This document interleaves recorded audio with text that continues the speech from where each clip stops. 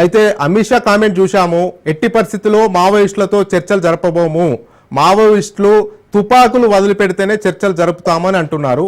అదేవిధంగా కాంగ్రెస్ నేతలేమో ఇక్కడ శాంతి చర్చలు అంటూ మాట్లాడుతున్నారనేది కూడా అమిత్ షా ఘాటు వ్యాఖ్యలు చేశారు. దీన్ని ఏ రకంగా అర్థం చేసుకోవచ్చు? రాజిరెడ్డి గారు, మీకు అట్లాగే ప్యానెల్లో మిత్రులు అద్దంకి దయాకర్ గారికి, రాకేష్ రెడ్డి గారికి, రాజు న్యూస్ ప్రేక్షకులు నమస్కారం. ఇవాళ మీకు కూడా అంటే అందరం, ఎందుకంటే ఇవాళ మనకు న్యూస్ వాచ్ ప్రోగ్రాం రాజు న్యూస్ లో ఇవాళ మొదలు పెట్టారు, శుభారంభం. ఇది కొనసాగాలని కోరుకుంటున్నాను.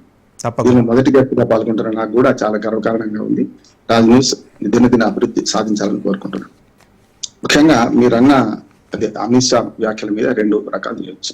ఒకటి పసుపు బోర్డు ఏర్పాటు చేయడం శుభసూచకం, మంచిగా పాజిటివ్ గా. ఇప్పుడు అసలు యాక్చువల్ గా 2025 జనవరిలోనే ఏర్పాటు చేశారు. కాకపోతే ఆఫీస్ ఢిల్లీలో ఉండే దాన్ని ఇక్కడికి మార్చి ఇక్కడ ఆఫీస్ ని ఇనాగ్రేట్ చేశారు. అటు కొత్తదేం కాదు కానీ చేశారు. అమిత్ షా గారు వచ్చారు, చాలా సంతోషం. కాకపోతే స్పైసెస్ అంటే మనం గోల్డెన్ స్పైస్ అంటాం. మనం ఫస్ట్ పాజిటివ్ వార్తను మొదలు పెడదాం పెడుతున్నాను. కగారు గురించి మాట్లాడతాను. ఎందుకంటే ఆపరేషన్ మనకు కగారు గురించి తర్వాత మాట్లాడే ముందు ఇక్కడ గోల్డెన్ స్పైస్ అంటారు దీన్ని, ఏది పసుపు ఉంది. నిజంగా పసుపు శుభసూచకం కూడా మనందరికి కూడా. ఏ శుభకార్యాలయం ముందు పెట్టి వాడతాం. దాంతో పాటు రోగనిరోధక శక్తి కలిగి అనేక అలంకరణ సామాగ్రితో పాటు చిన్న దెబ్బ దాకాగానే మన అమ్మమ్మలు నాన్నమ్మలు ఏం చేసేవాళ్ళు, పసుపు పెట్టేవాళ్ళు ఉంటారు. అంటే మనకు దాని టర్మరిక్ చాలా ప్రశస్తం ఉంది. పెళ్లిళ్ళు శుభకార్యాలు కూడా పనికొచ్చేది. అసలు నిజంగా ఏంటంటే ఇంత శుభంగా ఉండే పసుపు రైతులు ఎందుకు ఆత్మహత్యలు చేసుకుంటారు, ఎందుకు నష్టపోతున్నారు, ఎందుకు దివాళా తీస్తున్నారు అని ఆలోచిస్తే మద్దతు ధర లేకపోవడం అంటున్నాను నేను. ఇవాళ ఆఫీస్ ప్రారంభించారు, సరే, ఇవాళ ఇళ్ళకగానే పండుగ కాదు. అసలు జరగాల్సింది తెలంగాణ, మహారాష్ట్ర, ఈశాన్య భారతదేశంలో 1-2 రాష్ట్రాలు ఈ పసుపుని ఎక్కువగా పండిస్తున్నాయి. ప్రపంచవ్యాప్తంగా పసుపు ఎగుమతి చేసే దేశాలు మనది కూడా ఒకటి.